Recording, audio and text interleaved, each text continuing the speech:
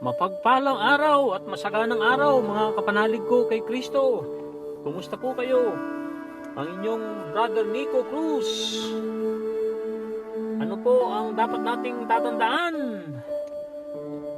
God is forever in control. Opo, God is forever in control. Ano man ang ating pinagdadaanan, parang nawawala na tayong pag-asa, God is forever in control mga kapanalig. Sabayan niyo po ako. Lord Jesus, I love you so much. Teach me to love you more.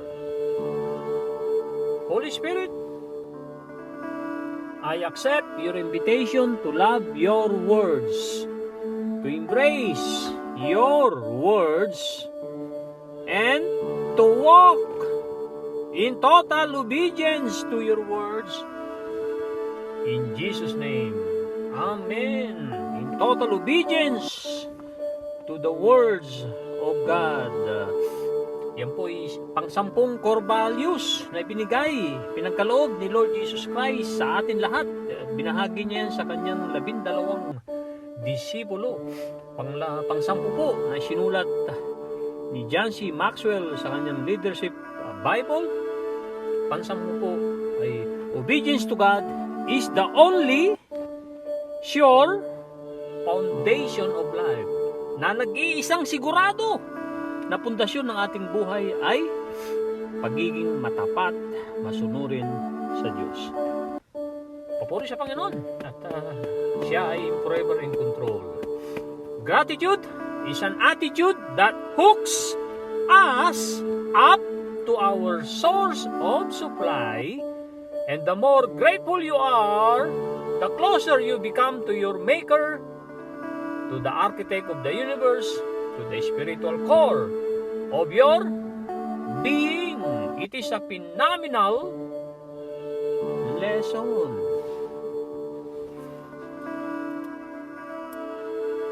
Ano po ang inyong uwi kahapon mga kapanalig sa episode 65?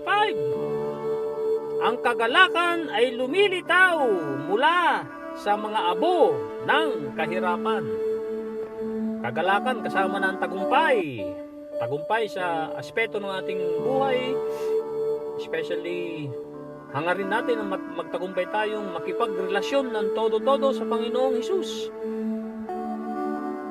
Ano man ang mga abo na yan, ibig sabihin adversity, problema, ay malalampasan natin yan. Basta dumaan lang tayo, huwag tayong manatili sa mga bagyong nasusuong natin. Yes, nasusuong. Ibig sabihin, pinagdadaanan. Mayroon pong victory na laging inaalok si Lord Jesus Christ. Especially piliin natin ang kanyang inaalok na kapahingaan at kapayapaan. Opo, kapahingaan at kapayapaan. So in your notes, ano po ba ang mga na-notes po ninyo? Shoutout sa aking Kuya Romy.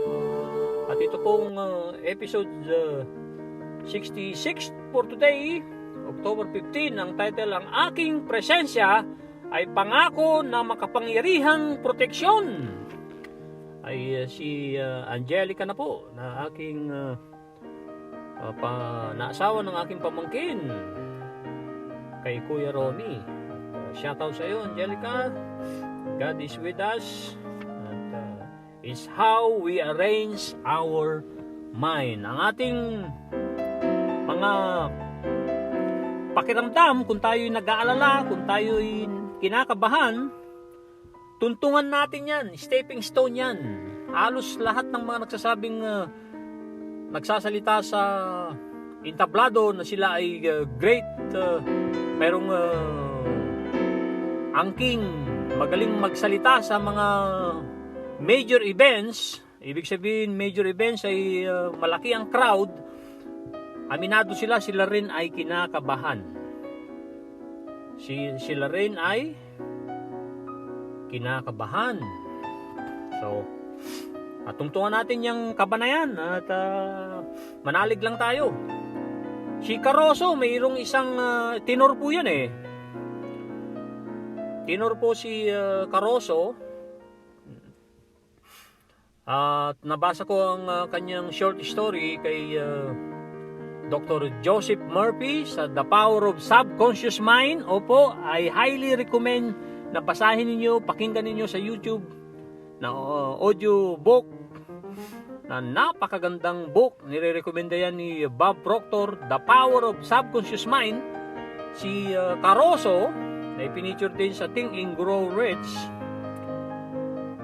Kilalang kilala na siya noon at mayroon siyang napakalaking konsyerto. Nandun na, nasa stage na, handang-handa na. Bigla nung ini-rehearse niya ng konti yung kanyang ipiperform, ay nawalan bigla ng boses.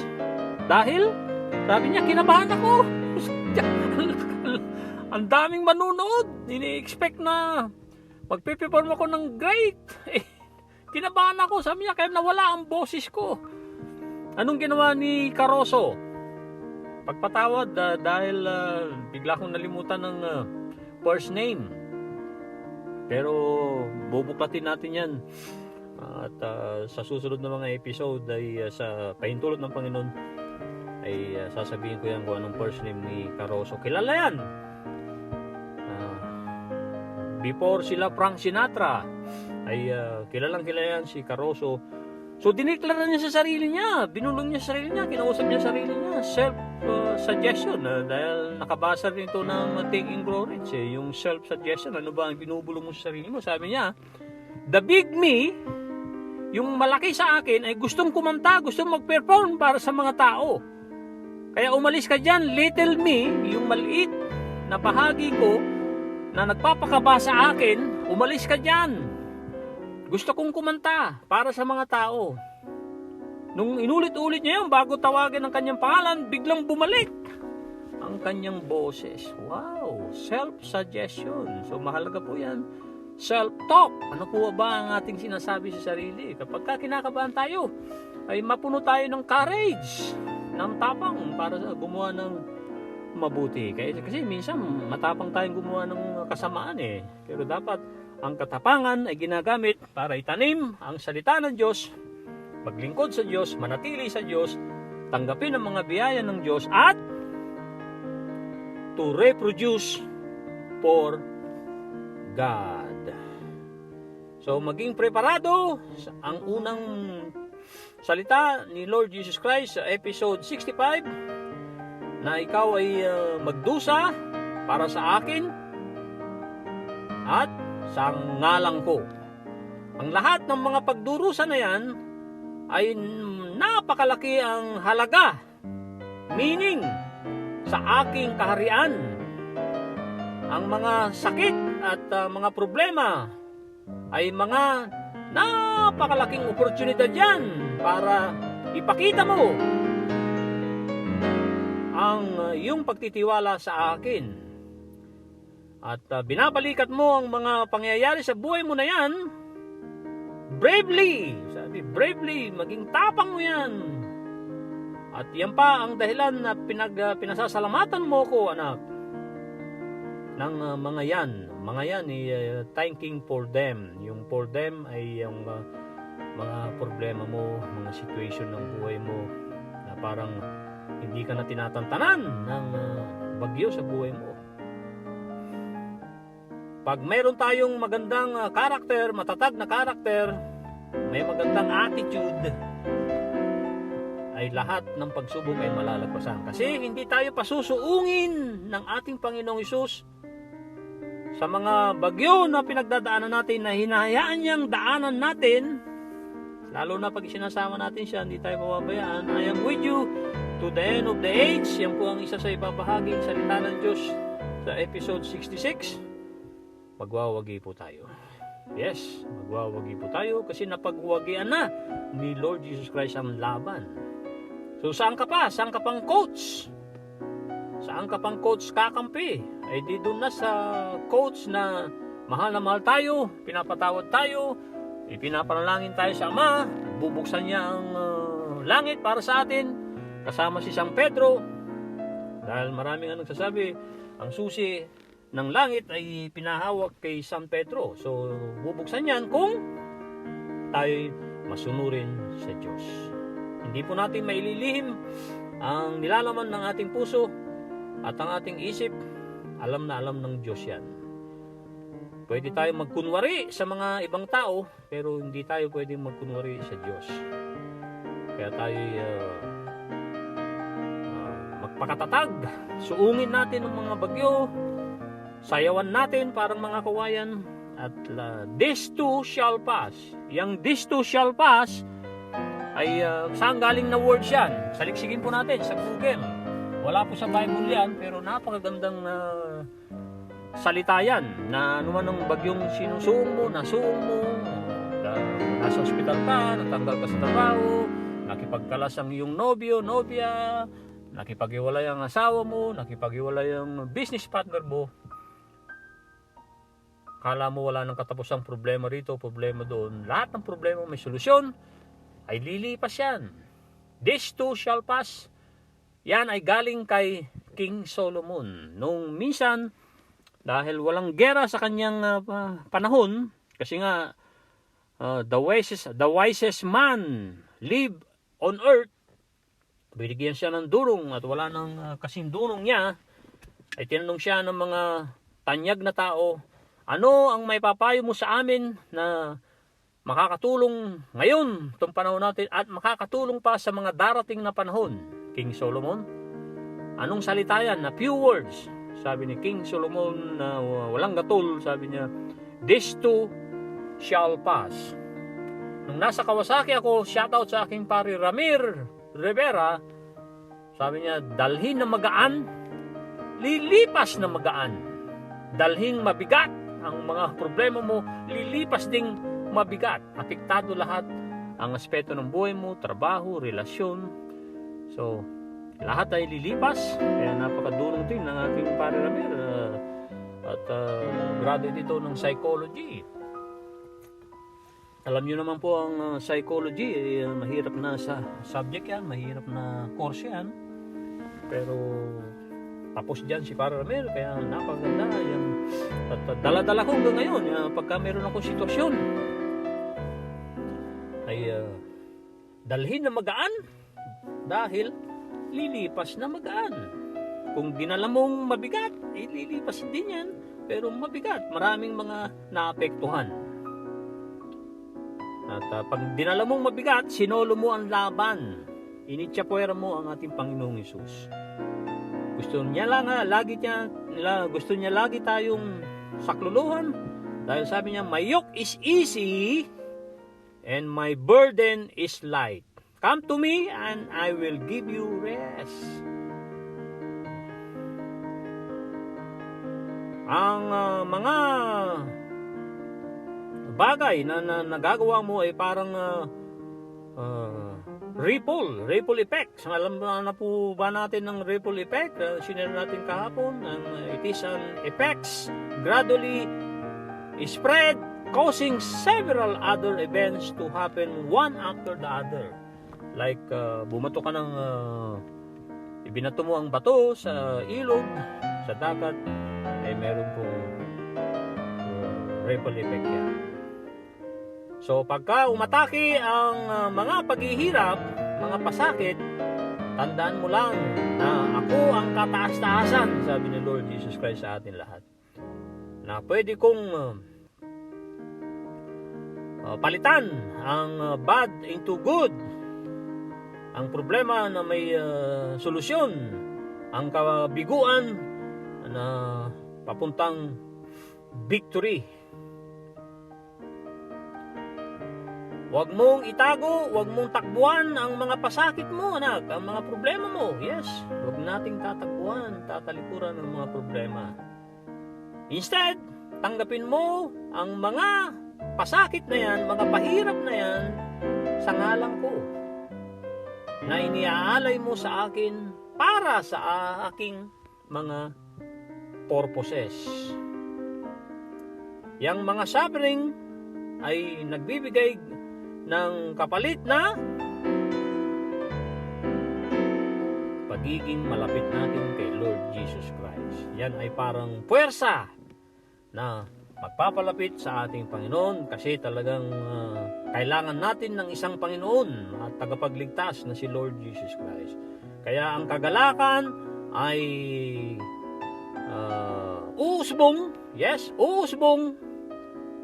mula sa abo ng mga kahirapan sa pamamagitan ng pagtitiwala mo at pasasalamat mo sa akin. Yan po ang episode 65. Dumako na po tayo sa episode 66. Ang aking presensya ay pangako na makapangyarihang proteksyon. Saan po hinangon ni Sarah Young? Enjoying kapayapaan in His presence, in His, si Lord Jesus Christ ang tinutukoy dito. Jesus calling Sarah Young. Nasa Matthew chapter 28 verse 20. Sabi ng mga Canadian, 20 nila ay 20. It says, teaching them to observe all things that I have commanded you, and lo, I am with you always, even to the end of the age. Amen. Ulitin nga po natin, I am with you always, even to the end of the age. Totoong-totoo po yan. Ang susunod na scriptures na kasama po sa mensahe ni Lord Jesus Christ today sa atin lahat mga kapanalig, nasa Hebreo. Opo, Hebrews chapter 12 verse 1 hanggang 2. It says,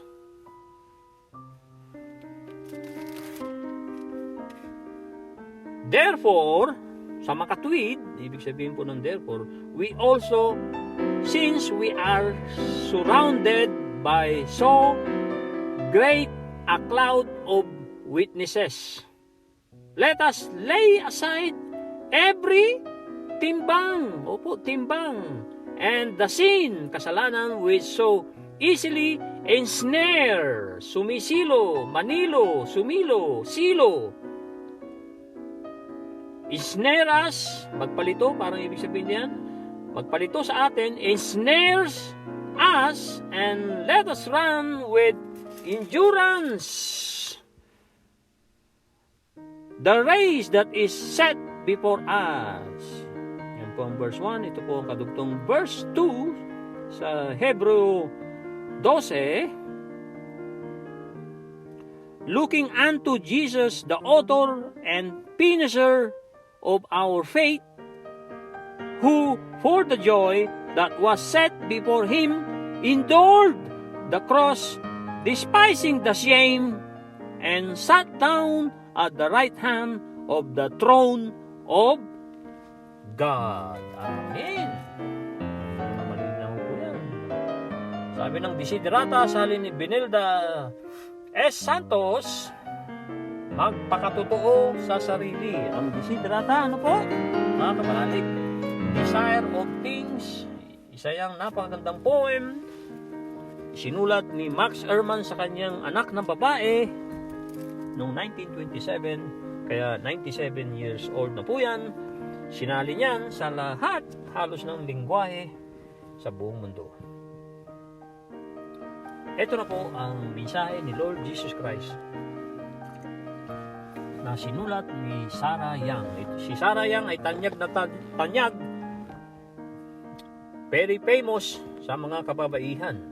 Actually, binili nga ito ng Reyna Corosa noong 2021 sa Costco dito sa Regina, Saskatchewan, at ang aking panganay na si Demi. So para sa kanila, kaya lang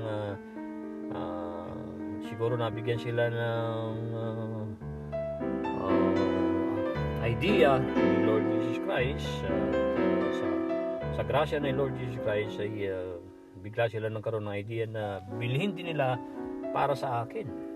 So malaki pasasalamat ko Dahil dito may isa rin sa pinagkukuhanan ko ng lakas, inspirasyon nitong mensahe ni Lord Jesus Christ.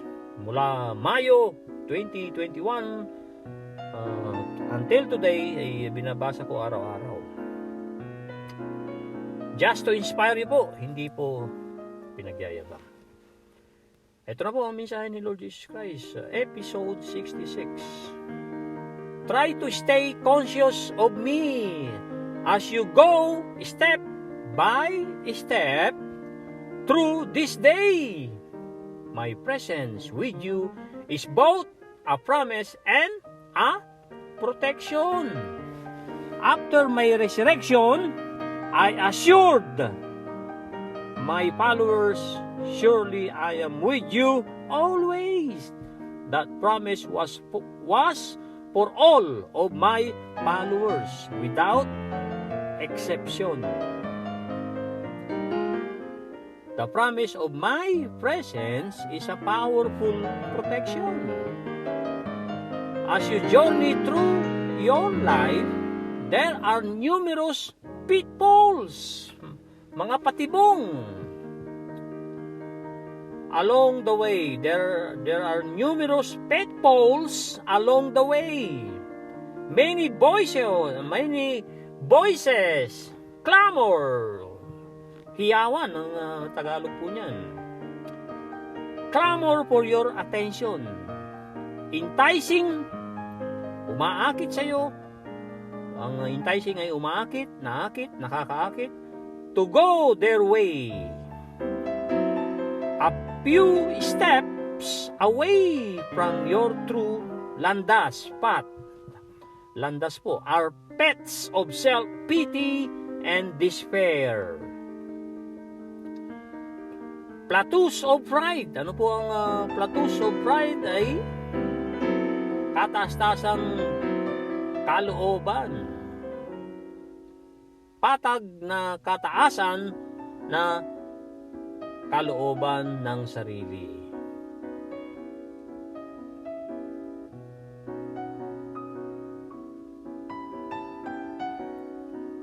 Self-pity and plateaus of pride and self-will. Ang self-will, ano po yan? Ay kalooban ng sarili. So yung plateaus ay mga patag na kataasan. Napagsama ko po kanina. If you take your eyes off me and follow another's way, you are in grave. In grave ay grave ay hukay or puntod. You are in grave danger. Even well-meaning friends can lead you astray. Makakapagligaw kahit daw ang mga matalik mong kaibigan, mga magagaling mong kaibigan ay madalas yan nagpapaligaw din sa ating landas patungo sa landas ni Lord Jesus Christ. If you let them usurp, pag pinayagan mo silang agawin ka, usurp, letter U, S-U-R-P, usurp. Yan po ang tamang pronunciation yan. Paki-google po ninyo kung gusto nyo mapakinggan. Usurp my place in your life. Pangaagaw sa aking lugar sa iyong buhay. Yan po ang ibig sabihin ng usurp my place in your life. The way to stay on the landas of life is to keep your focus on me. Awareness of my presence is your best protection. Awareness of my presence, sabi sa atin lahat ni Lord Jesus Christ, mga kapanalig, are we taking notes? Is our best protection. Pagnilay-nilay na po natin sa tulong ng banal na Espiritu at para sa gloria ng Panginoong Yesus. Subukan mo na magkaroon ka ng kamalayan sa akin. subukan mong manatili, na-miss ko yung isa, yung stay. Subukan mong manatili na may kamalayan sa akin. Conscious, ibig sabihin, laging nasa isip at nasa kalooban si Lord Jesus Christ. Ang alam kong pagkakaintindi ko dyan. As you go, step sa larga mo, sa pamumuhay mo ng bawat hakbang mo, itong araw na ito, ang aking presensya ay nasa iyo, anak. Yan ay parehong pangako at proteksyon. Yes, opo. In your notes po, pangako at proteksyon. Yang presensya ni Lord Jesus Christ. Proteksyon. Para tayo maproteksyonan sa kasamaan. Ano po? Maproteksyonan sa anumang kasakitan. Pagkatapos ng aking pagkabuhay, sinigurado ko sa aking mga followers, sa aking mga disipulo, sa mga sumusunod sa akin, at sinigurado ko sa kanila na sumasa inyo ako lagi. Sumasa inyo ako lagi. Yang promise na yan ay para sa lahat ng mga sumusunod, sa tagasunod ko, mga disipulo ko, na walang exception. Opo, kasali ang lahat, lalo sa mga naniniwala. Ang pangako na yan ng aking presensya ay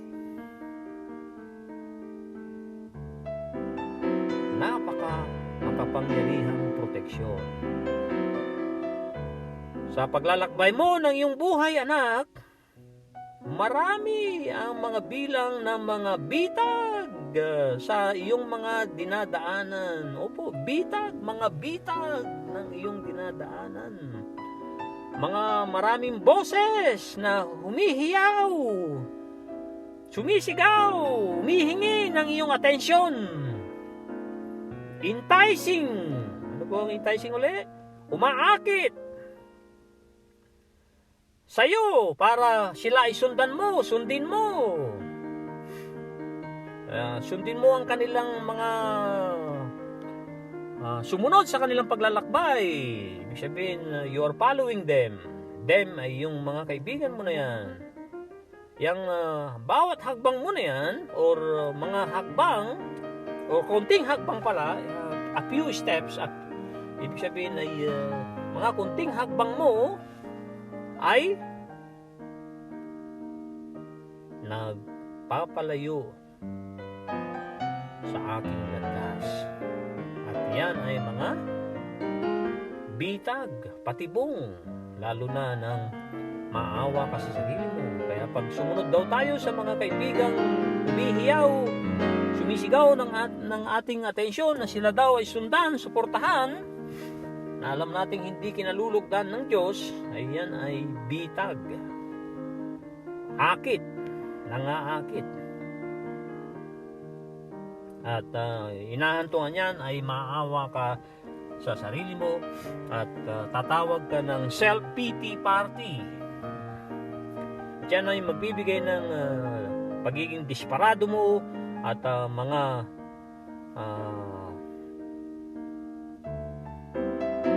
pride ay pagmamalaki, na nagmamalaki na po tayo, na pagmamalaki sa sariling mayroong will, na mayroong sa sariling kagustuhan. At pagka winala mo ang iyong paningin sa akin, away sa akin, ibig sabihin, hindi ka na sumusunod kay Lord Jesus Christ. Ang tinutukoy niya po rito, mga kapanalig, at sumusunod na tayo sa mga ibang mga tao sa kanilang mga landas na kanilang tinatahak. Yan ay napaka-delikado. Hukay yan. Hukay na napaka-delikado. Kahit na mga itinuturing mo mga matatalik mong mga kaibigan, mga magagaling mong mga kaibigan, mabubuti mong kaibigan, sabi ni Lord Jesus Christ, ay pwedeng magpahantong sa iyo ng pagkaligaw, astray.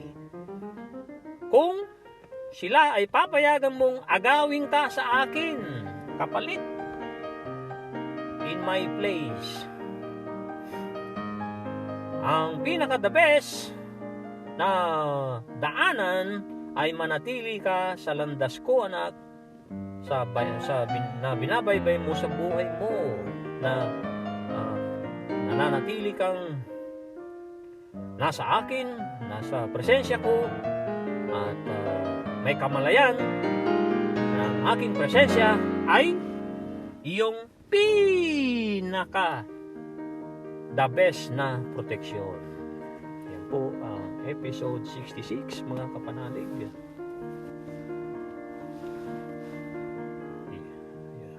Ika-4 na kabanata po ng mangaral ang ating babasahin sa tulong ng banal na Espiritu.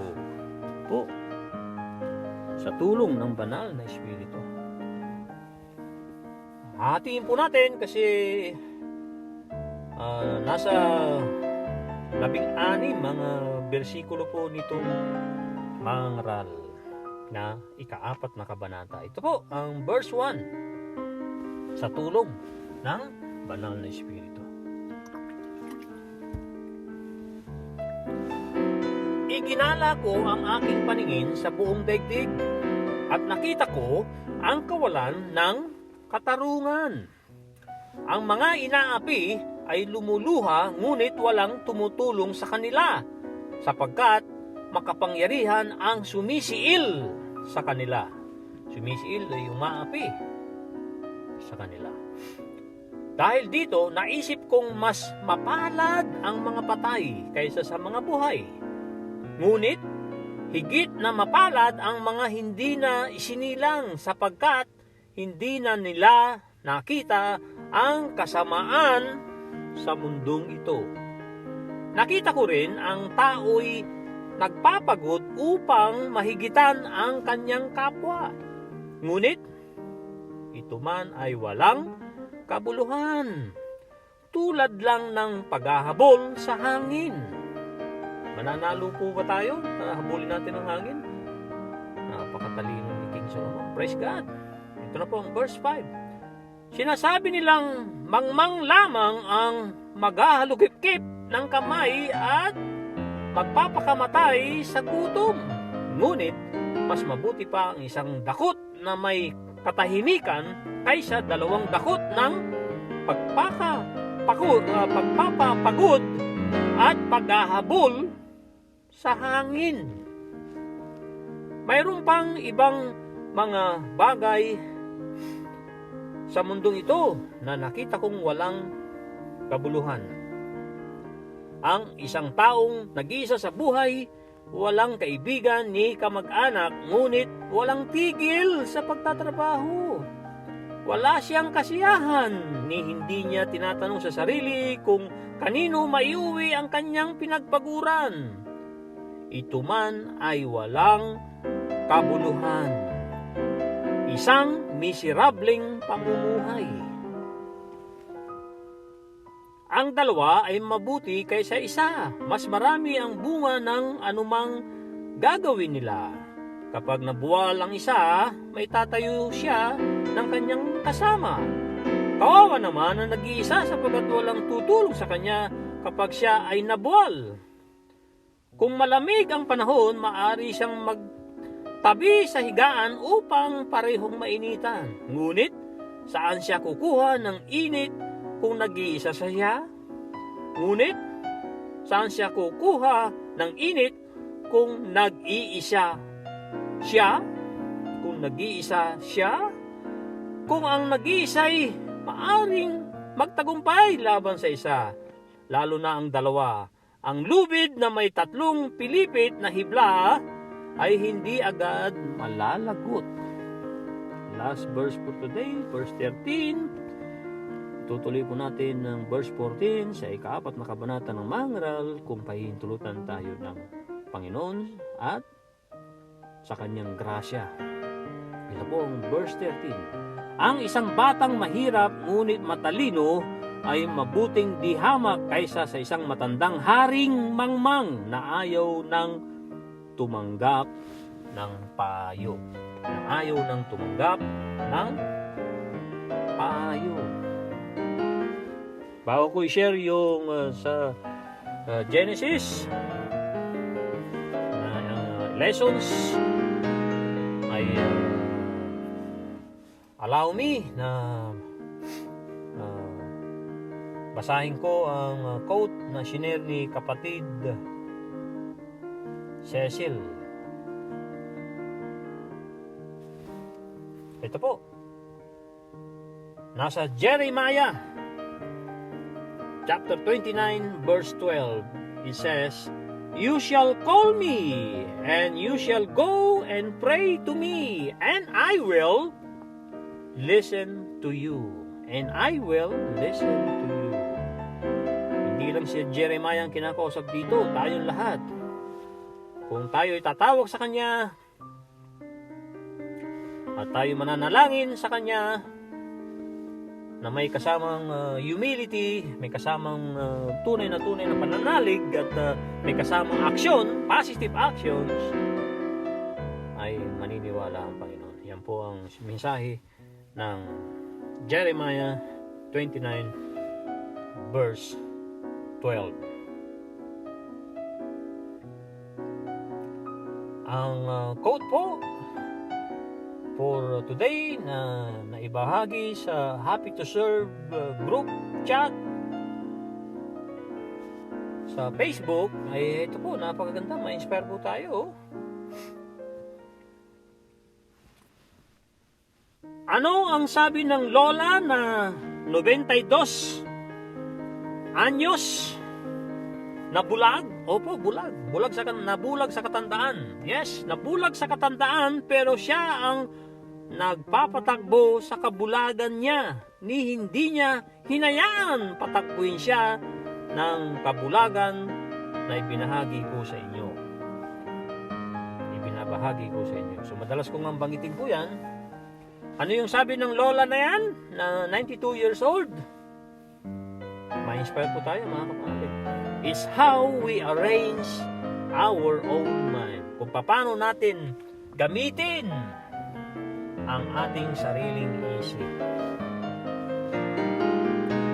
The battle is in the mind, sabi yan ni Pastor Joel Austin.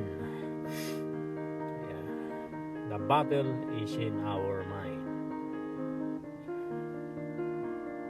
At ito pa, have an abundance of courage, faith, and kapayapaan.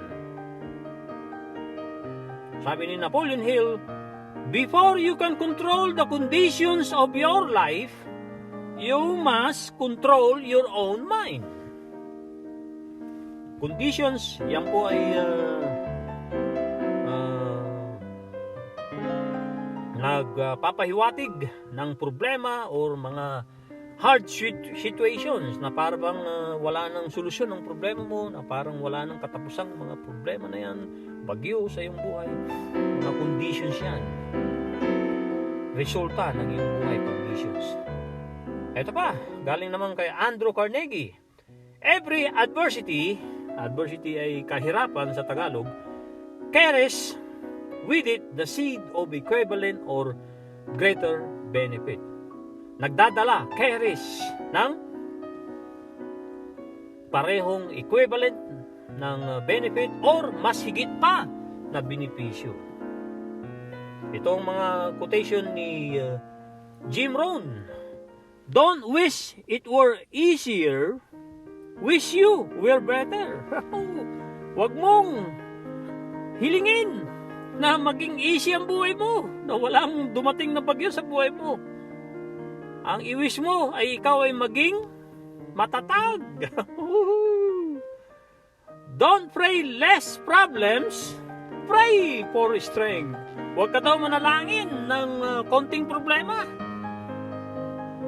Manalangin ka na magkaroon ka ng lakas para madaanan mo, malagpasan mo ang bagyo na humahampas sa iyo.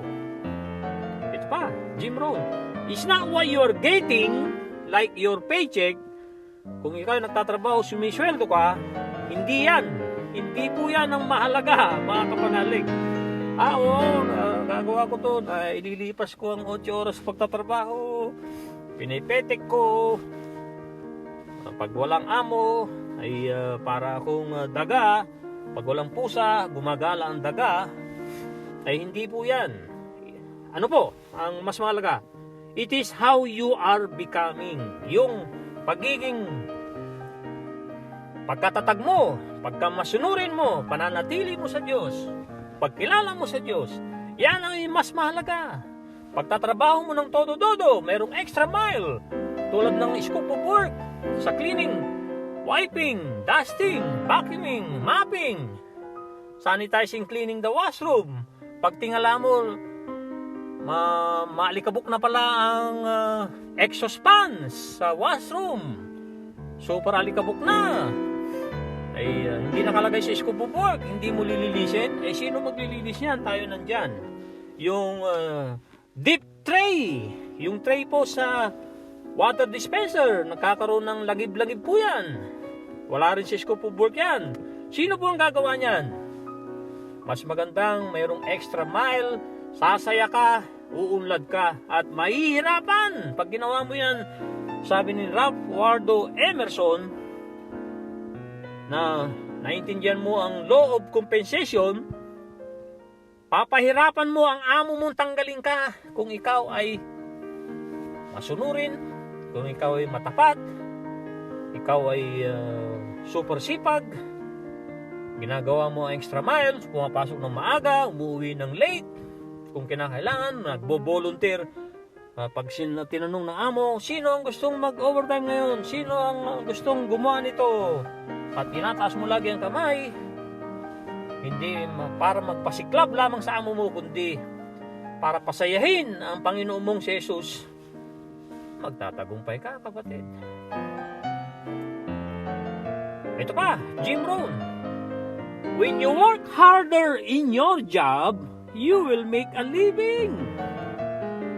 But if you work harder on yourself, you will make You will make a fortune. Anong ibig sabihin ng quote ni Jim Rohn dito? Kung ikaw ay magtatrabaho ng todo-todo, trabaho, pawis na pawis, overtime, sige. Para kumita, overtime. Yan ay magbibigay lang sa'yo ng para ikaw ay mabuhay. Yes, para ikaw lang ay mabuhay. Hindi ka magkakaroon ng fortune. Paano magkaroon ng fortune? Yun ang tanong. Kung ikaw ay mag-work harder on yourself, ibig sabihin dito, hindi mo pahirapan ang sarili mo, kundi ang ibig sabihin dito ay mas pahalagaan mo ang sarili mo na ikaw ay matuto pa, ikaw ay very humble, mababa ang loob mo, amo. Sir, madam, di ko pa alam yan. Gusto ko matutunan. Pwede nyo ba akong turuan? Sir, madam, maganda yung libro nyo. Pwede ko bang hiramin yan? Yung CD ninyo. Nung wala pang YouTube, ngayon may YouTube na po. At nagbabiyahe ka, half an hour patungo sa bahay mo o patungo sa trabaho mo equals 1 hour ay sa loob ng mga 3 taon sa isang subject, master mo na yan. Daig mo pa ang nag-masteral degree. So, ang music ay okay, pero mas very good na makinig tayo ng mga spiritual audios tulad ng TV Maria. I highly recommend all of you guys, especially kung kayo Katoliko, paulit-ulit kong iniimbitahan kayong mag-like, mag-subscribe, maging aktibo, comments sa TV Maria social media platforms. At umaatin ng mga seminar, inaamin mong kulang pa rin yung mga kaalaman mo, gusto mong matuto pa, at i-measure mo ang progress mo, ina-adjust mo ang plano mo, at mga actions mo, ibig sabihin positive actions, to become better aligned for success. Ikaw ay nakikipag-asosasyon sa mga mabubuting tao, mga matuwid na tao, at so on and so forth. Yan ay mga work harder on yourself. At pag yan ang ginawa mo, kasi compounding, compounding, nagpapatong-patong-patong, nagsasama-sama ang mga kaalaman mo na yan, ay ikaw ay makakagawa ng fortune. Yan po ang paliwanag ng work harder on yourself, meaning investing your time and money for yourself, like turning your car into mobile classroom. Ginagawa mong mobile classroom ang iyong sasakyan. Reading and applying. Hindi lang reading kailangan may pag-a-apply, may pagsasabuhay ng siyempre, una, Bible. Yan din naman kaya ni Jim Rohn. Kung magbabasa ka ng libro, Bible muna, and then reading, applying, great self books, empowering books, attending seminars, associating with great people. Yan po ang mga quote ni Jim Rohn. At ang panghuli, galing kay Andrew Carnegie. The finest kind of security is the personal security that is developed from within. Karakter po ang tinutukoy dyan, mga kapanalig. Nauna kong narinig yung karakter sa kumpare kong Ariel 2005. Nakikita kong may maganda kang karakter, pare. Nung panahon na yun, hindi ko alam pa ang tunay na kahulugan ng karakter. Kaya sabi ni General Norman Schwarzkopf na ibinahagi ni John C. Maxwell sa libro niya. Si General Norman Schwarzkopf ay isang general ng sa US nung sumabak ang US Gulf War kay Saddam Hussein.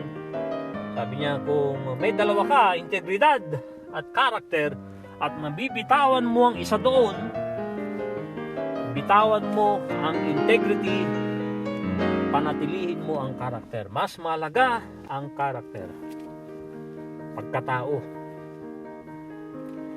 Kung matatag ang karakter mo, lahat ng bagyo ng buhay mo ay malalagpasan mo. Sasayawan mo lamang para kang kawayan. Ito na po ang napakagandang The Law of Sacrifice. Abraham pays a price.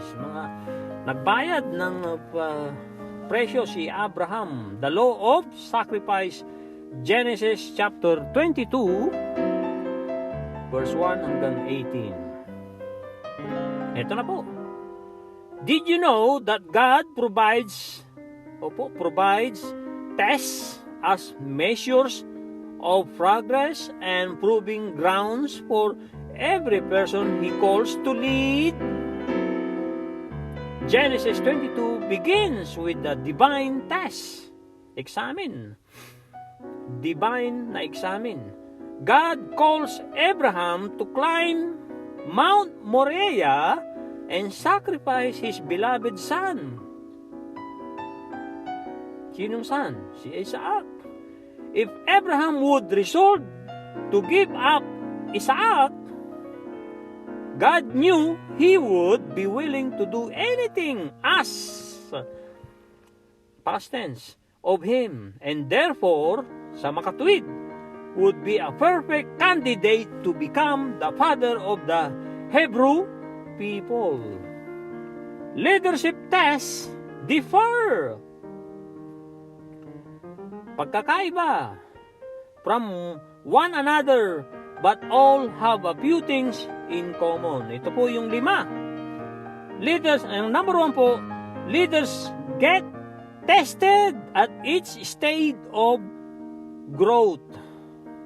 Number 2, the leader's goal is to pass the test. Ang ating goal daw ng mga leader, good leaders, ay para ipasa ang examen.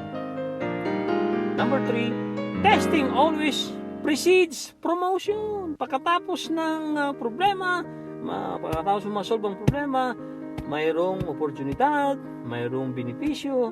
So, ibig sabihin dito, pagkatapos ng ikaw ay nasubok, ay ikaw ay tatanggap ng promotion.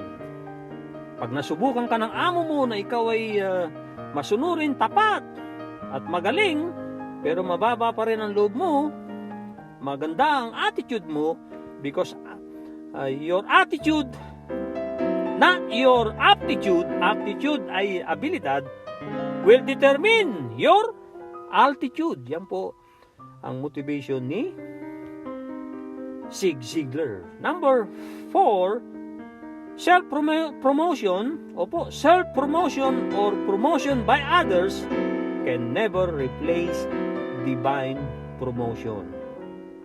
Panghuli, promotion requires sacrifice. Yan po ang panghuling number 5. Promotion requires sacrifice.